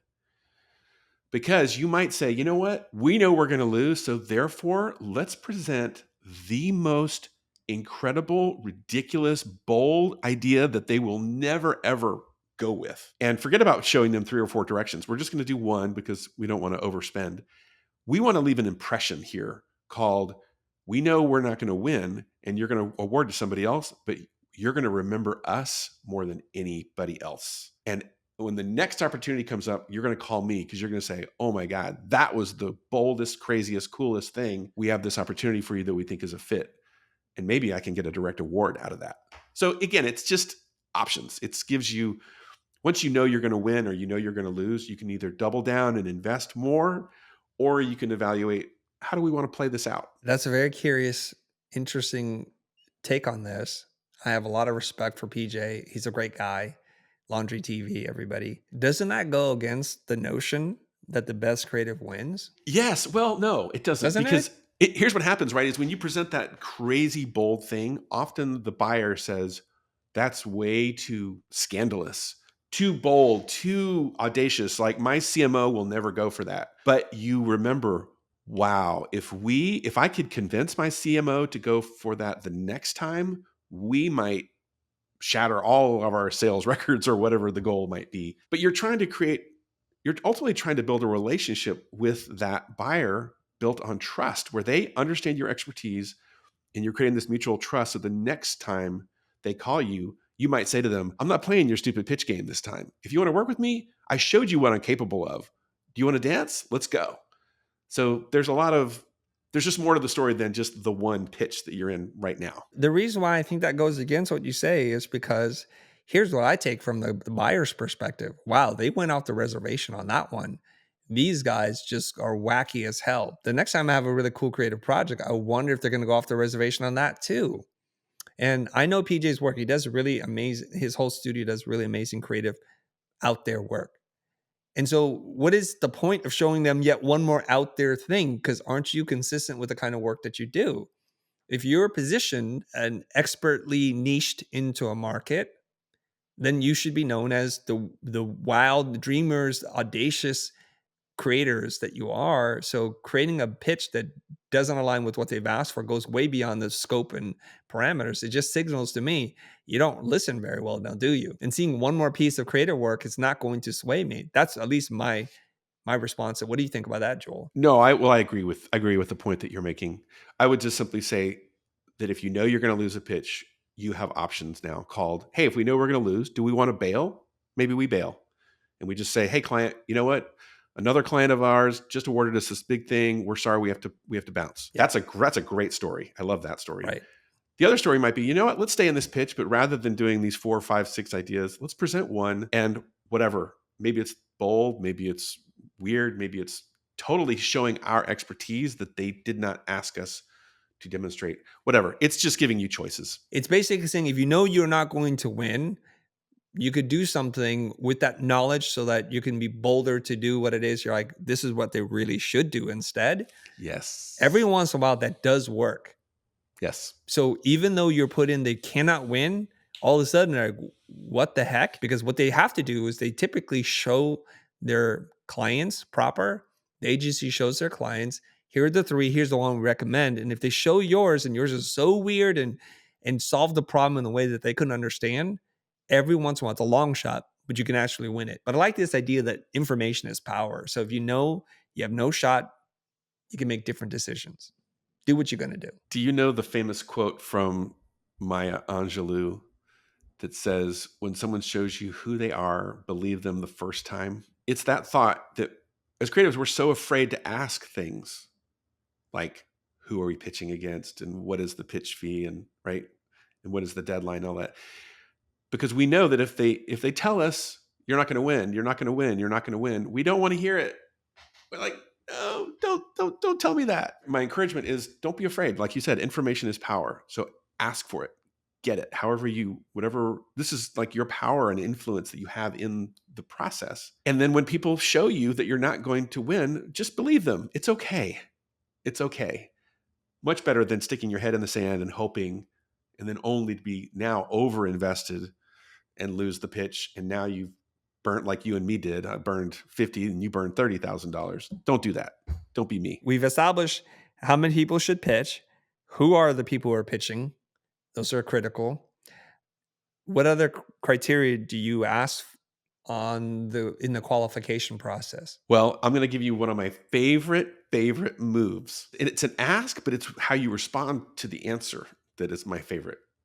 And here it goes. So imagine if I'm the buyer and I go, "Hey, Chris, curious if you want to jump into this pitch. We're really excited to have you." And let's say that you go, "Okay." You, because you're smart, you would say, "We don't normally respond to, RFPs and pitches, but tell me more." Right? So you're starting to qualify me. Then there's going to be this point where you're going to ask me, "Well, when is the pitch presentation? Like, when do you need to see my pitch?" And I say, "June 15th. That's the date when we need you to present to us." My favorite move is, no matter what, you always, always, always say, "Oh, that's too bad. That's not going to work for us." Even if your calendar's wide open, you always say, "Oh man, there's no way we can do that date based on our current production and the clients and all the work that we're doing. If we could present the next day or the day after, that would be amazing. But if you can't, I understand, but we're going to have to pass." Now, what you're going to find out real fast is, are you going to get a green light or a red flag? Because when they come back and they say, "I asked and we can't give you an extension," that is code for, you are not going to win. No way, no how. So we don't care if you're out. But when they come back and they say, "We can give you an extension, you can present the next day," not only have they given you a huge green flag called, "We want you to stay in this pitch, it's really important to us," they've made a big concession. If you like to present last, you just secured your place as the person who pitches last, which might be your style, might be your jam. So that's an example of one of these. There's about 12 or 15 of these that I like that I like to play with. But that's a really simple one that everyone can use. Is just by default, when's your deadline to pitch? And then say, "Sorry, I can't do it. I need more time." That's an odd game to play. Right? Okay. That raising Well, objections early and that often, is my totally friend. crazy. I'm gonna tell you right now, that's crazy. That's crazy, crazy, crazy. I And I'll told you it tell was you why. spicy. It is spicy because I'm the buyer now. I'm like, can these guys work with the deadline? And are they gonna ask me for an extension every important deadline and milestone, including the final delivery?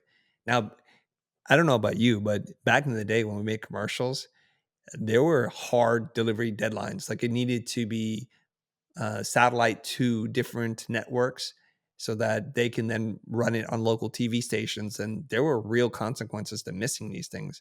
Media was bought and paid for. And so they can't be effing around. But I like this general mentality that you've developed, which is I just want to test a couple of times to see how serious they are about wanting to work with me.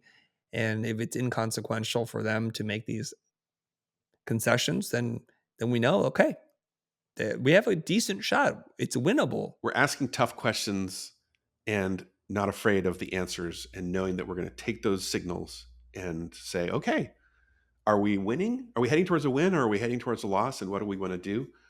I know, Erin Sarofsky, who runs Sarofsky, she just uses the word responsiveness. Like, I'm always wanting to check and see how responsive the client is, because when someone's not responsive, like if they don't get back to you promptly, or if they ghost you for a little while, that's a horrible signal. What I would say to you about the spiciness of the asking for the deadline extension is, I would say this: it's not that I'm flaky with deadlines.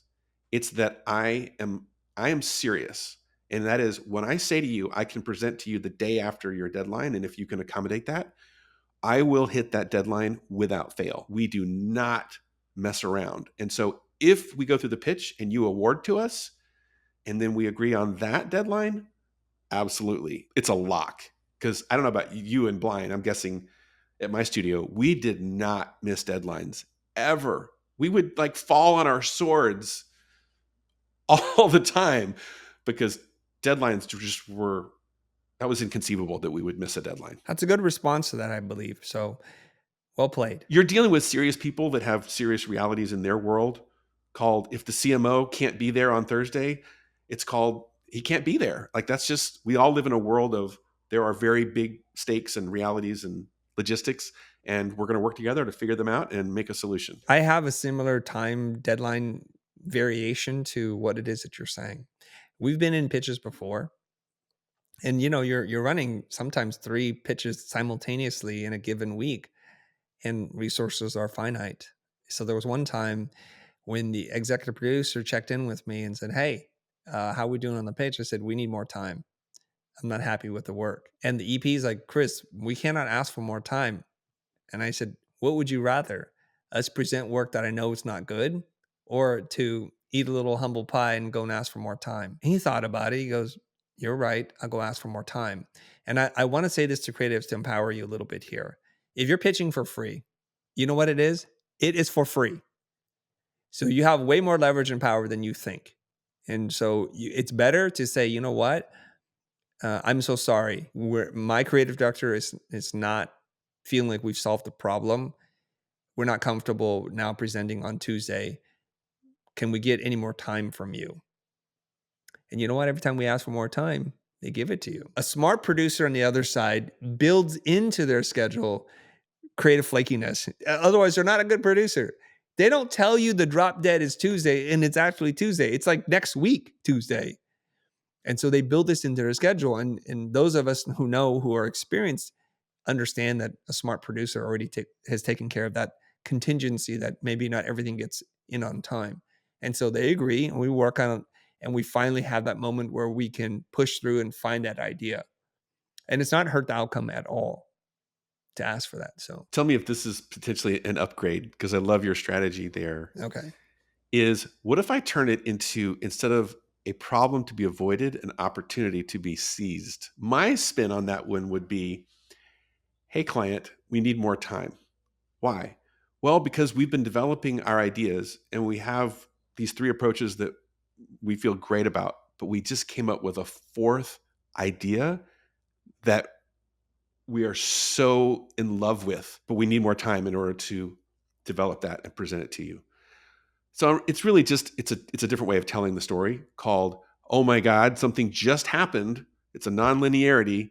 And if you don't want me to pursue that amazing 4th idea and show it to you, that's fine. We can still honor the deadline. But what we know is no client can resist. They're going to be like, oh my God, you have an even a more amazing idea?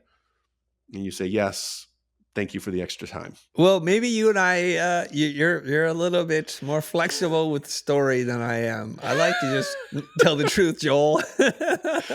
I like to sell, because at the end of the Yeah, day, apparently, at the yes. end of the You day, package information differently. the way I think of it is this, and I know it is a little bit of like a white lie, half truth kind of a thing. But what I know is at every turn, I am trying to produce the most incredible result for my client. I have their back like crazy.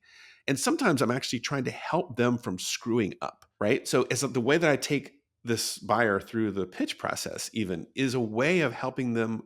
If we're not a good fit, I want to find out sooner than later so that I can not hate you at the end of this process when you don't pick me and I've wasted all this time and money, because I want to work with you in the future if we're a fit. But if we are a fit, man, you had better not mess around with these other contenders, because I'm your fit. I'm your win. So I'm going to manipulate the situation best I can and maybe, relay information in a way to take advantage of that. Because I know in the end, if they pick me and we're the right fit, everybody wins. Whether you want to say it my way or say it Joel's way, just understand what you're doing is you're framing that piece of information. I think Joel puts a better frame around it. I just like to speak very directly and frankly.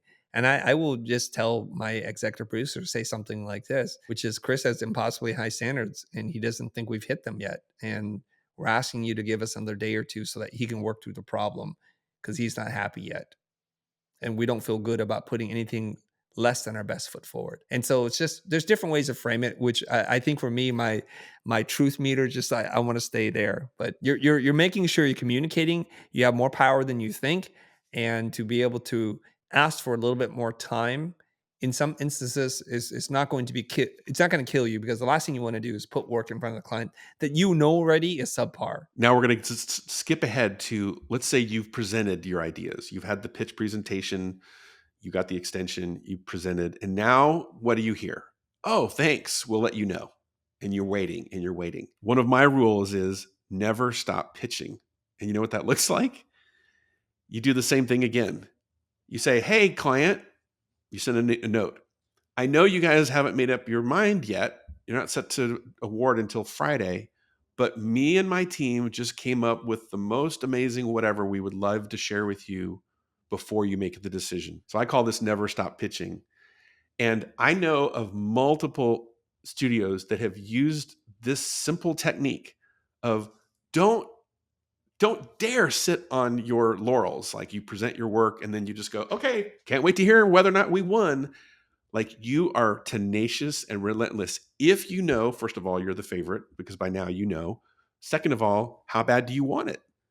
Like really, how bad do you want it? And if you really want it, you're going to just continually be like helping and solving and pitching because a lot of times the clients are like, "Oh my god, we can't award yet because Chris and his team just said we need to talk to them about this 11th hour idea." And it's a way of keeping the conversation going, being in the forefront of their minds so that they just say, you know what?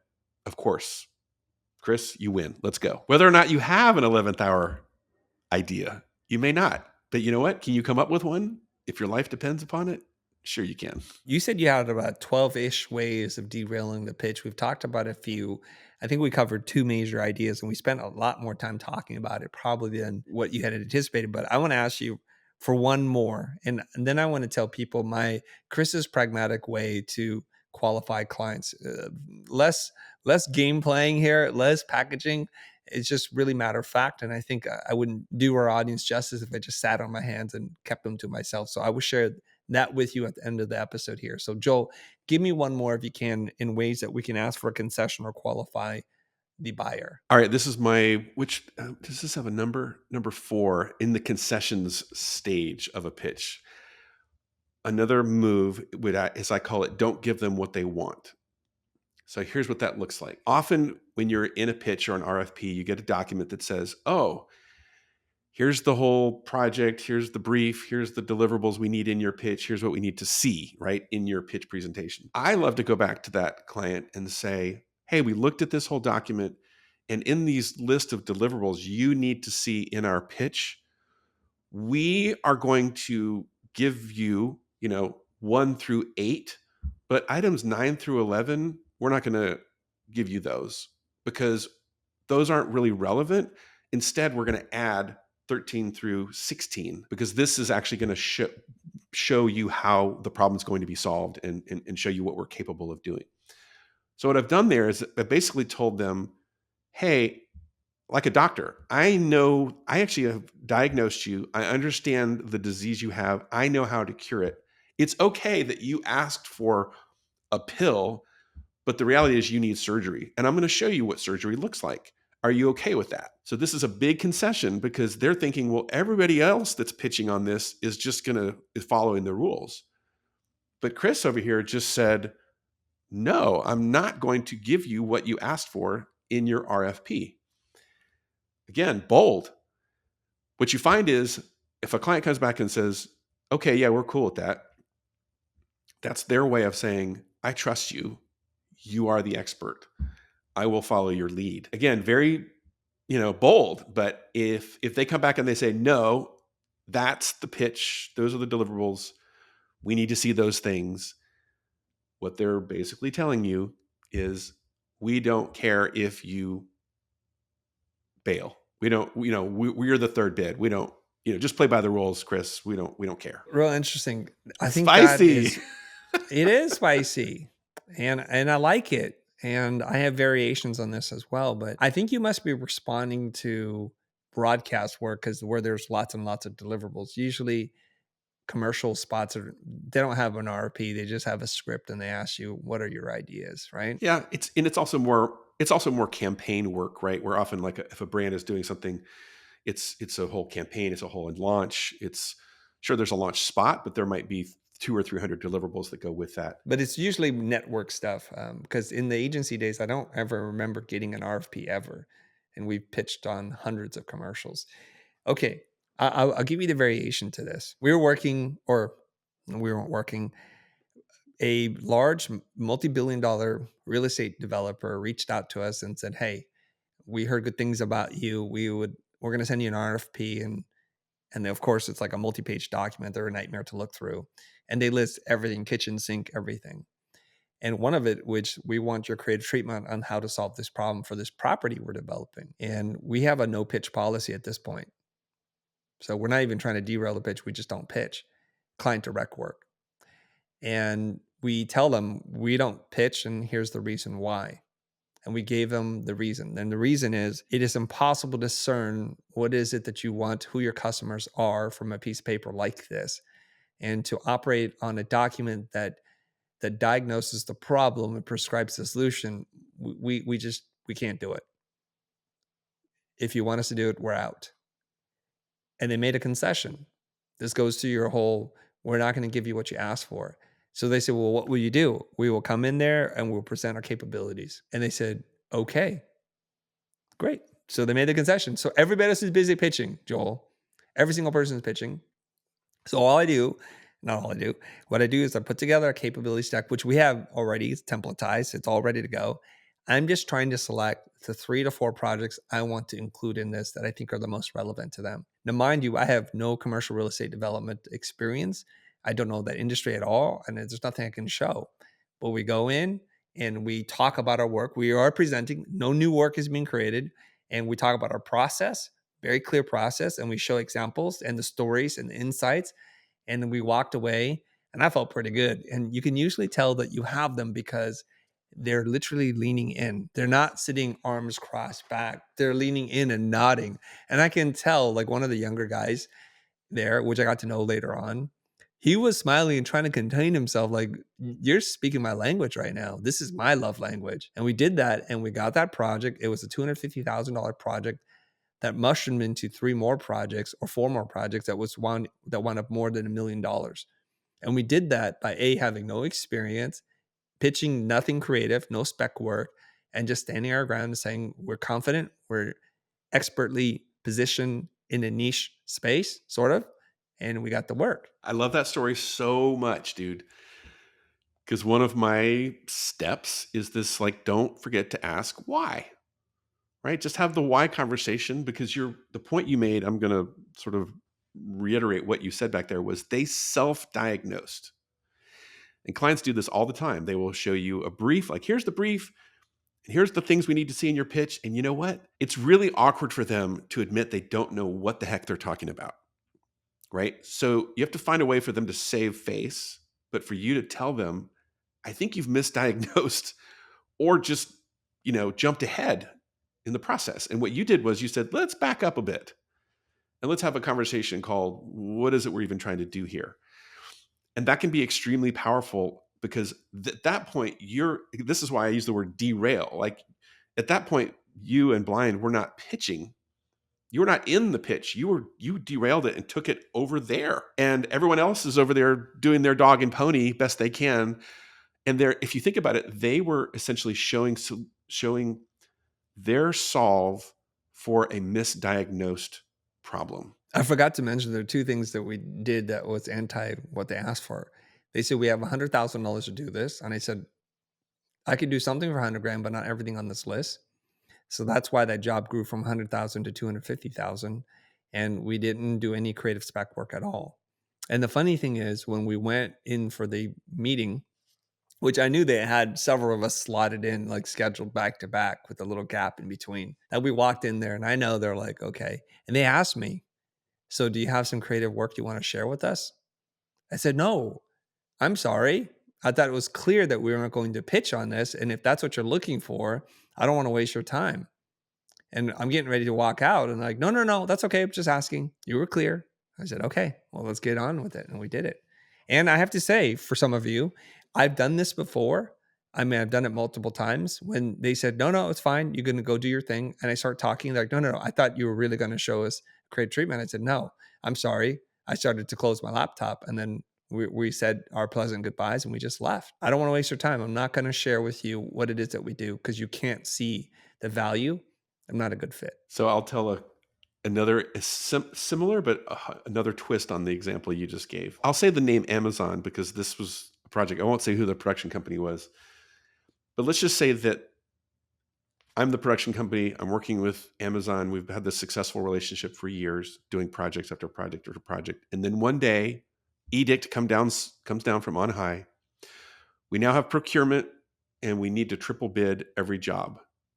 And I say, really? But we have this amazing relationship. They said, sorry, it's just how it goes. So that big project that we had tentatively awarded to you, we now have to put it out to RFP. I'm thinking, damn, really? So a few weeks goes by and I go back to this client and I say, hey, how's it going? I'm looking for your RFP. And they said, well, it's taking us some time. It's complex. It's whatever. And then I have the thought and I say, if you need help writing that RFP, I'm happy to help you because we do this all the time, right? We deal with RFPs and this and the other. And the person says, really? And I said, yeah. Well, what are you currently doing? Like, what's the RFP that you currently have? And they said, I just went onto the internet and downloaded a template. Okay, so think about how ridiculous that is. Okay, so this is what I want people to realize. Your clients, you think they know everything. They don't. They're not always the smartest people. They're doing the best they can. So I say, I'm happy to help you write this RFP. Send it to me. I start working on it, start playing with it. And he's like, oh my God, I'm so appreciate you helping us with this, Joel. And then about 2 weeks later, he calls me back and he goes, you know what? Forget all that. We just need to get this project done. Can you start? So now think about what just happened. I got them to break their own rules. I became the trusted helper. I'm the expert. And now I'm doing the project. So it's just a good example of there's more going on. There's always more to be learned, and asking good questions and being helpful and being insightful and giving and all these things can really produce some amazing results. What people don't realize is there's not as much thought, care, and consideration that goes into RFPs than you might dream. A lot of it is just boilerplate. You can look at the language if you carefully read it, like, wait a minute, is this even appropriate to this job? This is not what? They copy and pasted a document that they used 10 times already, and it's not specific to this. So if it's not that specific, why should you respond to this? I'm not sure if it's Maya Angelou who said this, but there's something that to the effect of there are no right answers to wrong questions. So if the question is wrong, it doesn't matter how good your answer is. That's good. I like that. Okay. So, all right. Now I'm going to give you the more Chris Doe, black and white, nuts and bolts. Let's just keep it real straight version of what Joel is doing, but it's our version back when we used to do production work. So in order for a client to schedule a call, before we even look at the script or anything, there has to be a lot of vetting that is done. We have to qualify our prospects, our potential clients. Number one, is this a single bid situation? We ask them and they're like, whoa, and they're shocked. They're like, well, if it's a single bid, we'll treat this a little bit differently. Number two is how many people are pitching or bidding on this? And they don't know our number, but our number's 5. More than 5, we're out. And then we'll ask for who are they? And depending on their level of transparency, we get a feeling about whether they're going to be a good prospect to work with. We ask them, when is the pitch due? So we have a rule. If it's a Friday request for a Monday deadline, we're out. It means they scramble to get one more person and we're just out. We don't have a good experience, and I'm not going to subject my team to working on the weekend. Your poor planning doesn't constitute an emergency on my part. And we ask them too about the kind of work they're looking for to see if it's creatively aligned with what we're doing or what we want to do. And so they have to go through this. And then we ask them, what is the budget? And depending on how they answer that question too, is we're out. If you're going to mess around with us, we really don't want to work with you. And they'll say something like, we can't tell you the budget. Then we say, well, we have a minimum. Well, what's your minimum? It's this amount. It doesn't matter what amount you say. They're like, okay, we have at least that. When you say at least a little bit or at least by a lot. Love that. So we're doing all that work because we don't get on. And my executive producer is told, if you put me on a call and I ask these questions later on and they don't line up, you're not going to last very long here, friend. Your job is to qualify the client. And in doing so, they unwittingly gain power and respect in a relationship that they desperately want power and respect from. So instead of kowtowing to the clients, these agencies, they're actually saying, we have things we got to do. You're one of many people that we can do it for. And for us to work together, we both have to feel like we're a good fit. Otherwise, we're not going to get on the phone. And at first we had this document put together and they broke the rule. And I'm like, that's your warning. Let's not do that again. You just wasted all of our times. One of the things that we came to the realization was when we are on a pitch new business call, we do an initial call to understand what's going on, and then we do the pitch.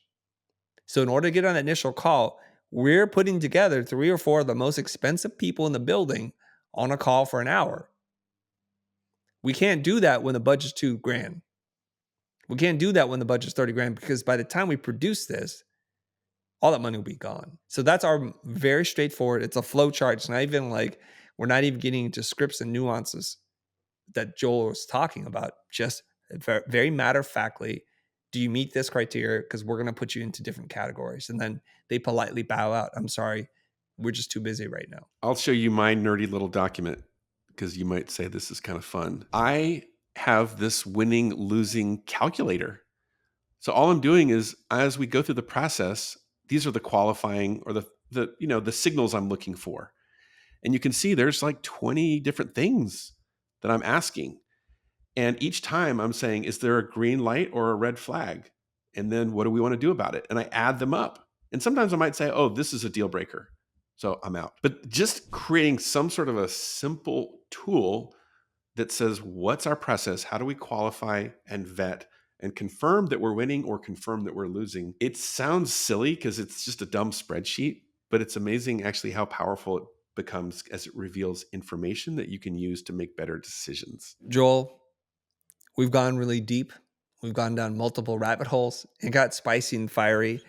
I appreciate you sharing this with us. And if you made it all the way to the end of this podcast and you're more interested in learning how to derail the pitch, and what Joel is saying is raising eyebrows in your head, and you're like, wait a minute, there's a better way for me to pitch. Because it's not so much that we hate pitching. We don't love it. But if you're going to pitch to win, everybody. Pitch knowing that you have a shot of winning, because it's just a percentage at that point. Joel, how do they find out more about you or your program? You can Google my name. You'll find me mostly on LinkedIn or Instagram under just the handle Joel Pilger. My website's joelpilger.com, which is real simple, and you'll find everything there. For people that actually run a studio or a production company, I would encourage them to check out Forum, which is this private space where all these owners, people like Chris and I in our former lives, are hanging out and growing together. So that's where I would point people. Keeping with the theme of this show, the conversation that we've just had, how do you qualify people who are good for Forum? It's simple. I would say, is it someone who is running a business that's interested in growth? So it's not necessarily the lifestyle business person. It's more the person that's saying, I know that my fullest potential is going to be realized by running a really killer business. That's going to enable me to produce my best work and our team's best work. So if they're marketers or coaches, is Forum a good place for them? No, it's really for founders. So it's for founders or leaders at studios and production companies and agencies and those types of companies. So Joel, who's the perfect fit for this if we're qualifying our broad audience so they don't waste their time and just muck up your whole system? Who are you looking for? I would say the ideal member of Forum is someone who is running a business, whether that's a founder or a leader. And these are content creation businesses. So think studios, production companies, agencies, music, sound design, experiential. But these are companies that have clients and they're doing projects for clients. Thank you very much for hanging out with us, for humoring me and my many pesky questions. I appreciate you being here. Dude, I love it. I love the spicy questions and the challenging, and I love it when we disagree. It makes the conversation way more interesting. So thank you. My name is Joel Pilger, and you are listening to The Future.